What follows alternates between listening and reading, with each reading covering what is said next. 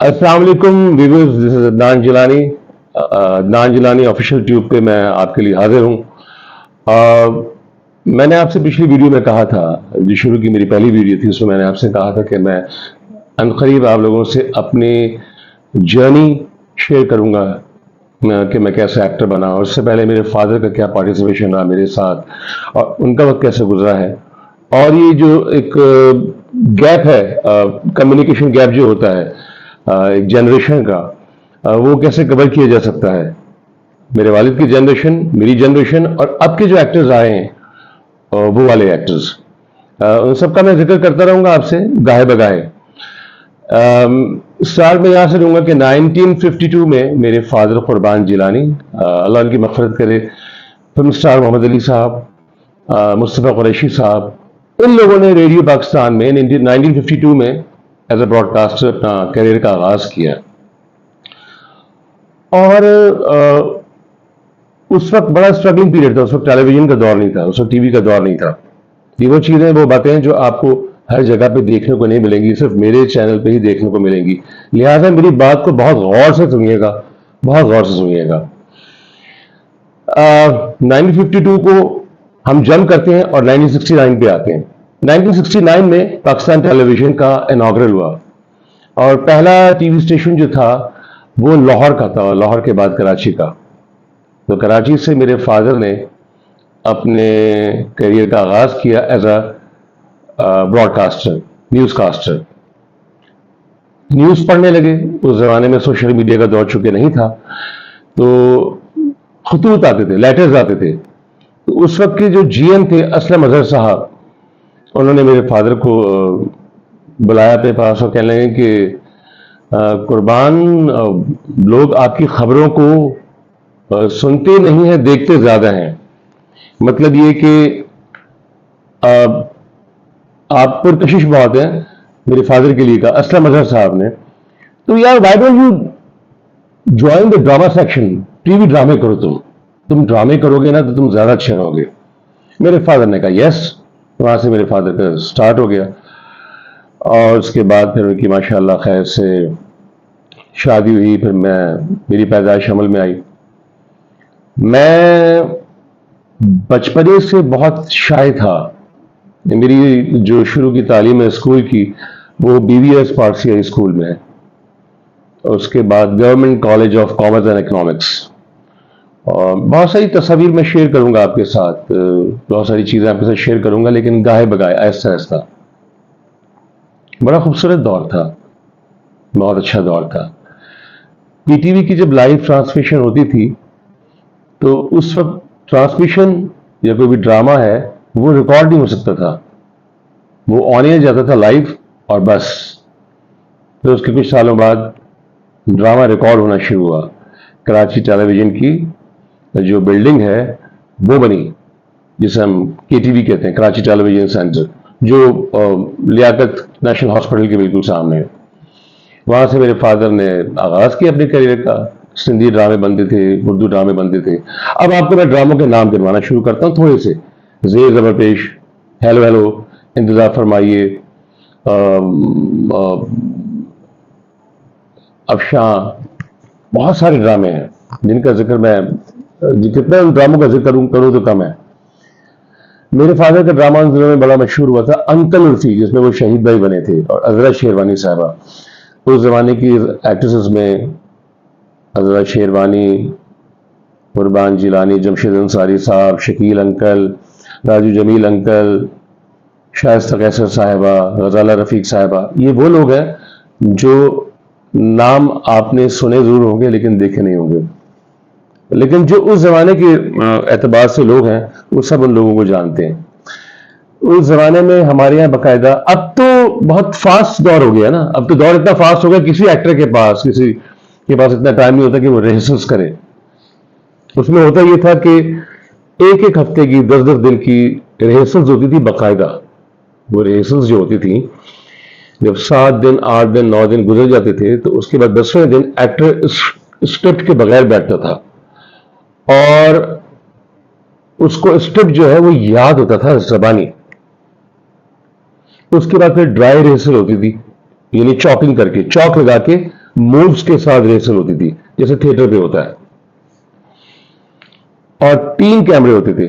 3 कैमरों पे एक्टर अपना सीन रिकॉर्ड कराता था, कोई भी एक्टर हो, पूरा सीन मेमोराइज करना पड़ता था, याद करना पड़ता था, उसके बाद कहीं जाके एक्टर परफॉर्म करता था। अच्छा, उस वक्त मशहूर होना आसान भी था और आसान नहीं भी था, क्योंकि जो कड़ी मेहनत करेगा जाहिर बात है उसको उसका फल मिलेगा। लक भी काउंट करती है।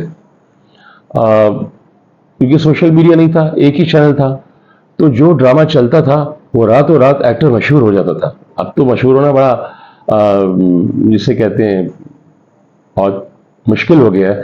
आसान इस सेंस में हो गया कि सोशल मीडिया की वजह से एक्टर्स को हाइप मिल जाती है। मुख्तलिफ जो सोशल मीडिया के टूल्स हैं, जैसे मैं यूट्यूब पे आपसे बात कर रहा हूँ, तो पहले ये सहूलत नहीं थी कि मैं अपने नाज़रीन से, अपने चाहने वालों से, अपने देखने वालों से इस तरह दूर बात कर सकूं। फिर मैं उस वक्त देखता था, I was hardly 6 years old, 5 years old। अच्छा, बल्कि 3.5 साल की उम्र में कहेंगे, 3.5 साल की उम्र में मेरी ये जो उंगली देख रहे हैं ये कट गई थी। ये भी किस्सा है। परवीन अकबर आंटी मुझे टॉफीज देती थी। परवीन अकबर साहबा का नाम आपने सुना होगा, बड़ी जबरदस्त एक्ट्रेस हैं, हमारी बड़ी वेटरन, बड़ी सीनियर एक्ट्रेस हैं परवीन अकबर आंटी। वो अपने, और फरीद नवाज बलोच साहब यानी कि यासिर नवाज के वालिद, और मैं और मेरे वालिद, यानी मेरे वालिद का सीन था, फरीद नवाज बलोच साहब का सीन था, यासिर नवाज के अब्बू का और परवीन अकबर आंटी का। इतने में मेरी दरवाजे में उंगली आ गई और सब लोग मुझे लेके भागे लियाकत हॉस्पिटल की तरफ। लियाकत हॉस्पिटल भागे, मेरी उंगली का ये जरा से कट पड़ गया और फिर ये उंगली इस तरह हो गई मेरी। उसके नेक्स्ट डे मैं बैंडेज करा के मॉन्टेसरी में बैठा हुआ था। मैं बहुत नॉटी था, आई वॉज वेरी नॉटी। मैं बहुत शरारती था, बहुत शरारती था। आपकी सोच होगी कि मैं कितना शरारती था। उस जमाने की महफिलें बड़ी अच्छी होती थी, सारे एक्टर्स एक दूसरे को टाइम देते थे, बड़ा पुरसकून माहौल था कराची शहर का उस वक्त। उस लिहाज से मतलब मैं टेलीविजन के हवाले से बात कर रहा हूँ। अगर एक्टर को 10 बजे का टाइम दिया जाता था तो वो 9 बजे आके बैठ जाता था।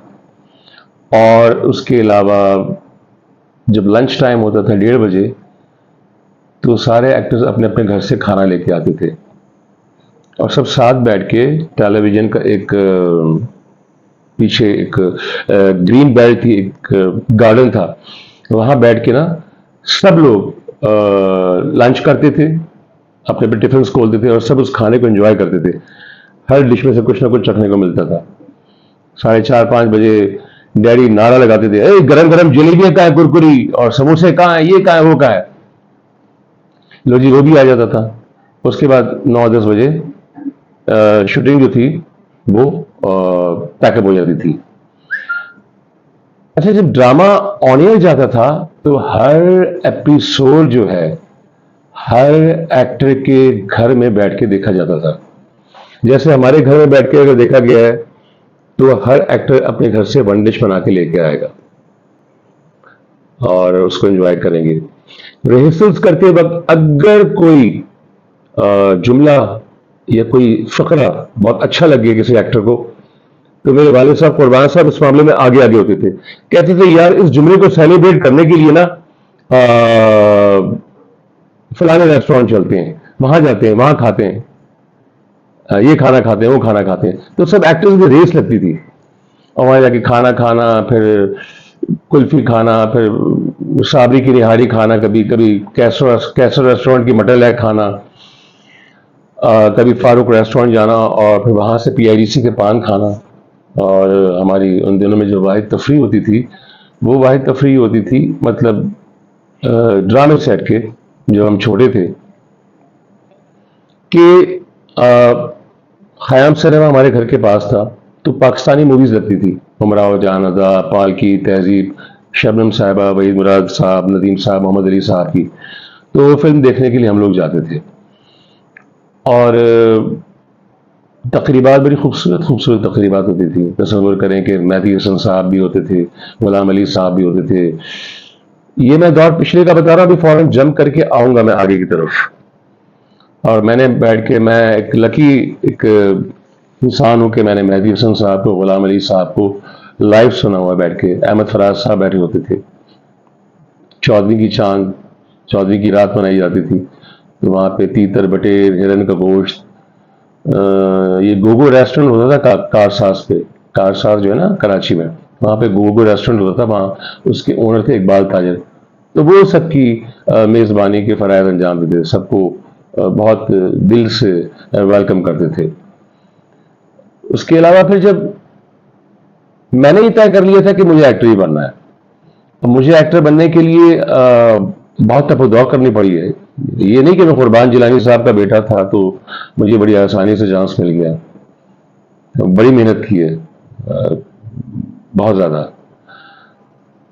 मतलब मैं 94 में आया था इस टीवी की फील्ड में। उससे पहले मैंने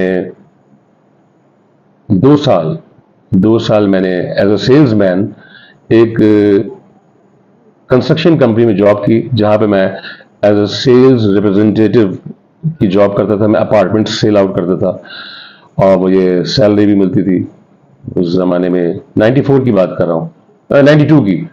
94 में तो फील्ड में आया हूँ, तो 92 से लेकर 93 तक मैंने जॉब की।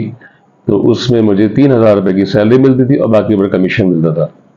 बड़ा पुरसकून दौर था, एक दूसरे के लिए बड़ा वक्त होता था, एक दूसरे से प्यार मोहब्बत से बात करते थे, शरारतें करते थे। तलत हुसैन साहब, शफी अहमद शाह साहब, महमूद सिद्दीकी साहब। मेरी वीडियो में आपको बहुत सारी चीज़ें गाए बगाए रैंडमली मिलेंगी, क्योंकि मैं रैंडम बोलने वाला आदमी हूँ। जो मेरी याददाश्तें हैं, जो मेरी मेमोरीज हैं, वैसे तो मेरे पास लिखी भी हुई हैं, लेकिन जो जो याद आ रही है वो मैं आपसे शेयर करता जा रहा हूँ। अच्छा, एक काम ये होता था कि वो जो तकरीबात होती थी ना, उन तकरीबात में मुझे चूंकि तकरीबात का शौक था, मैं बचपन से शौकीन था कि अब 3, 3.5, 4 साल की उम्र का बच्चा, उसके इर्द गिर्द खवातीन, वो फिल्म लगाई हुई है सबने, मज़ेदार किस्म की, और एक कलरफुल सी लाइफ जिसमें गज़लें भी हो रही हैं, कैसे कहते हैं ना, शोज भी होते थे, जो वैरायटी प्रोग्राम जिसे हम कहते थे उस जमाने में कि जी। उसमें मुझे अख्तर अंकल मेरे सामने आए, अहमद रिजवी साहब, और बहुत सारे लोग थे। तो वो प्रोग्राम्स हम इंजॉय करते थे। अब सुबह मेरा स्कूल होता था, तो मैं क्या करता था कि हर एक्टर की गाड़ी के दो दो टायर जो है ना, वो मैं हवा निकाल देता था। वो हवा निकालने की रीज़न ये थी कि जब रात को 1:30 बजे 2 बजे सब शो ख़त्म होगा, अपनी गाड़ियों में बैठना चाहेंगे, तो अगर एक टायर की हवा निकाली होगी तो सब लोग अपना टायर बदल के चले जाएंगे। लेकिन अगर 2 टायर की हवा निकली होगी तो टायर बदलने में ज़रा दिक्कत होगी, तो शो दोबारा से शुरू हो जाता था। तो मैं शो दोबारा बैठ के देखना शुरू हो जाता था। वो शो देखने के बाद फिर मैं सुबह स्कूल के लिए चला जाता था। फिर दोपहर को गर्मियों की छुट्टियों में अब्बू के साथ साथ हर जगह पे, चाहे वो कोई भी गवर्नमेंट का इदारा, वहाँ जाना आना। तो बचपन से मेरी जो एक मेरी तरबियत का हिस्सा रहा है कि हर डिपार्टमेंट में, चाहे गवर्नमेंट का हो, चाहे वो सेमी गवर्नमेंट का हो, चाहे वो प्राइवेट हो, मैं अपने वालिद साहब के साथ साथ होता था। और मैंने अपने वालिद साहब से मार भी बहुत बुरी तरह खाई हुई है। शरारतें मेरी ऐसी होती थी कि तौबा तौबा तौबा। और